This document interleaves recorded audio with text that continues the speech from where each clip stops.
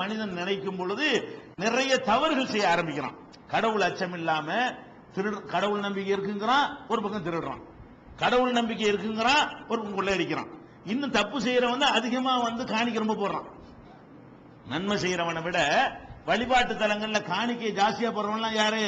யார் கலப்படம் பண்றானோ, அநியாயம் பண்றானோ, லஞ்சம் வாங்குறானோ, கொள்ளையடிக்கிறானோ, இவனோதான் என்ன செய்யறது?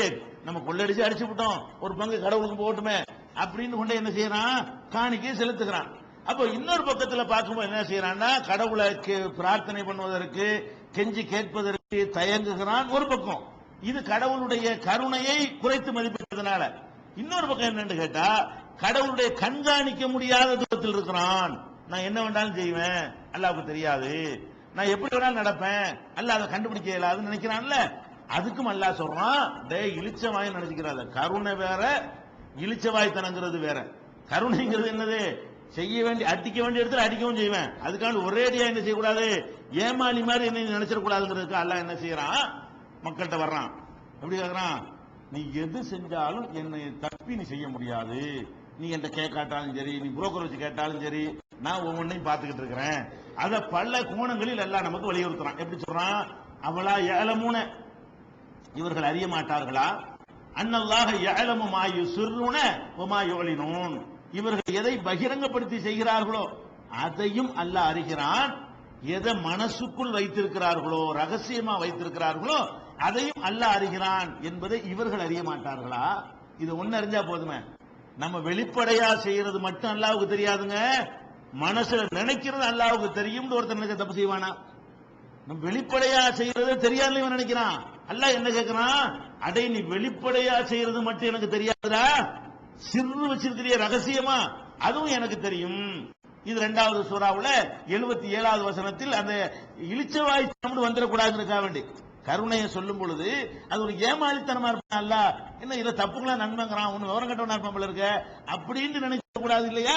அதுக்குதான் சொல்றான், அடி தெரிஞ்சுக்கிட்டு தான் எல்லாம் செய்யறேன், எல்லாம் தெரியும், அடிக்க வேண்டிய இடத்துல அடிப்பேன், ஒரு கேட்டு வச்சிருக்கிறேன், ஒரு டைம் வச்சிருக்கிறேன், அந்த டயத்துக்குள்ள நீ ஒழுங்கா ஆகலன்னு சொன்னா உனக்கு செய்ய வேண்டியது ஒழுங்கா செய்வேன், குடுக்க வேண்டியது அடிச்சாலும் அப்படி நெருப்புல கொண்டை போட்டு வருத்தா என்ன செய்யும் அப்ப தெரியும். மிதிக்கிறது ஒரு கடுமையானவனா இருப்பான்.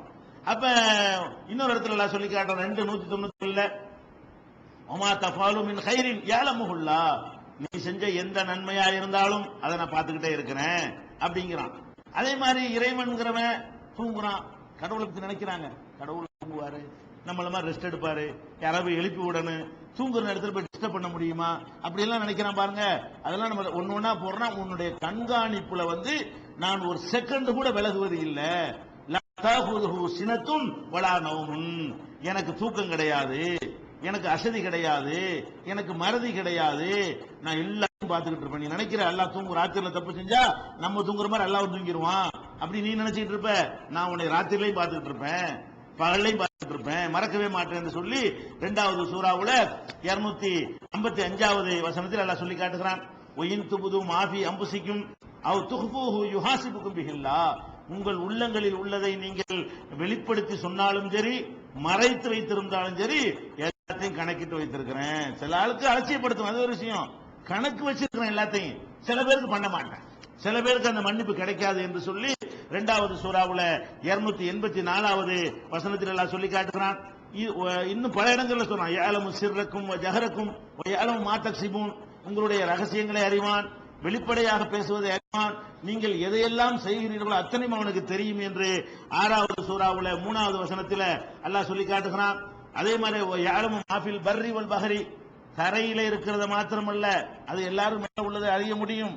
கடலுக்கு உள்ளே உள்ளது இருக்குத அது எனக்கு தெரியும்டா. கடல் ஆழ் கடலில் இருக்கக்கூடிய நான் அறிந்து கொண்டிருக்கிறேன். ஒமா தஸ்குத்து மின் வரக்கத்தில் இல்லா யஅலமுஹா. ஒரு மரத்துல ஒரு இலை விழுவுது. உலகத்தில் எத்தனை மரம் இருக்கும்? எவனால என்ன இயலாது.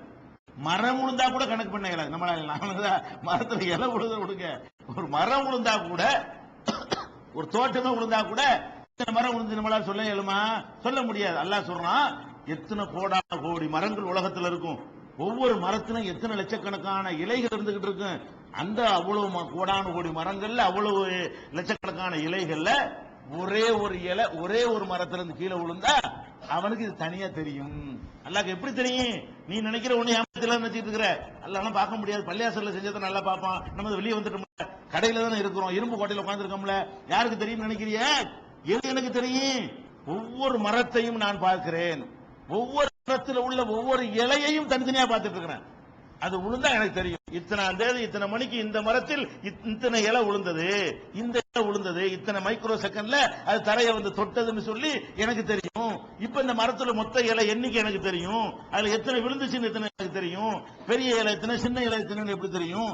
உலகத்தில் உள்ள அத்தனை மரத்து எண்ணிக்கையும் தெரியும், அத்தனை மரத்தினுடைய இலையுடைய எண்ணிக்கையும் தெரியும். அப்படின்னு நல்லா செய்யறான்.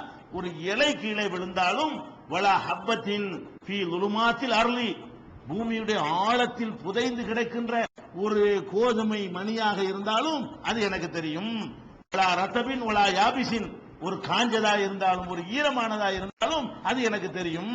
நான் அவ்வளவு ஒழுங்கா இருந்துக்க, ஜாக்கிரதையா இருக்கணும். இறக்கம் காட்டுறேங்கிற பேர்ல எல்லை மீறின எல்லாத்தையும் கவனிச்சுட்டு இருக்காங்க. என்னுடைய கருணை ஒரு பக்கம் வச்சுக்க, என்னை பத்தி பயத்தையும் சேர்த்து வளர்த்துக்கன்னு சொல்லி அப்படி பேலன்ஸா அந்த டோஸ் மருந்தை கொடுக்கறான்ல. ரெண்டையும் கலந்து மிக்ஸ் பண்ணி, இதுவா இருந்தாலும் ஓவரா இருந்தாலும் அல்லாஹ் ஏமாளின்றுவாங்க. ஒரேடியா கொடூரமானவனா இருந்தாலும் அதுவும் சரிப்பட்டு வராது. ஒருத்தன் தேர மாட்டான், எல்லாம் நடக்குது தான் போவோம். அல்லாஹ் என்ன பண்றான்? அதை இதையும் மிக்ஸ் பண்ணி ஒரு சரியான சம விகிதத்தில் சமமான அளவுல கலந்து உனக்கு தர்றான். அப்படியே கருணையிலையும் கரெக்டா இருப்பேன், ஒன்னொன்னே விளங்கி வச்சிருக்கிறேன். இது 6வது சூறால 59வது வசனத்தில் இதை பார்க்கலாம். அதே மாதிரி ஒவ்வொரு உயிரினங்களும் இந்த பூமியில ஊர்ந்து செல்ல பாருங்க, அவ்வளவை பற்றிய விவரங்கள், அதுக்கு ரிஸ்க் எவ்வளவுங்கிறது, எங்க போய் தங்கி இருக்கிறது, அது எல்லா வாரத்தையும் வழங்கி வச்சிருக்கிறேன்னு சொல்லி 11வது சூறாவுல 6வது வசனத்துல அல்லாஹ் சொல்லி காட்டுகிறான். இப்படி ஏராளமான இடங்கள்ல அல்லாஹ் வந்து எனக்கு எல்லாம் தெரியும், அதை ஞாபகம் வச்சுக்க அப்படிங்கிற ஒரு அறிவையும் வைத்து, இறைவனை ஏமாளியாக நீங்க இடம் போட்டக்கூடாது, நம்மளை கண்காணிக்கிறவனா இருக்கான்னு சொல்லி கடவுள் பேரை சொல்லி நம்ம ஏமாறவும் கூடாது, கடவுள் பயம் இல்லாம நம்ம தடம்புரண்டு போயிடக்கூடாது என்பதற்கு ஏற்றவாறு இந்த கொள்கையை எல்லாம் வகுத்திருக்கிறான். இன்னும் இறைவன் தொடர்பாக இந்த மனிதர்கள் புரிந்து கொண்டிருக்கிற பல விஷயங்கள் இருக்கிறது. அதை சரியாக புரிவதன் மூலமாக நமக்கு என்ன செய்யும்? நிறைய நாலேஜ் கிடைக்கும், நம்முடைய சுயமரியாதை, நம்முடைய அறிவு எல்லாமே பாதுகாக்கப்படும். அது பற்றிய விஷயங்களை இன்ஷா அல்லாஹ் தொடராக பார்ப்போம்.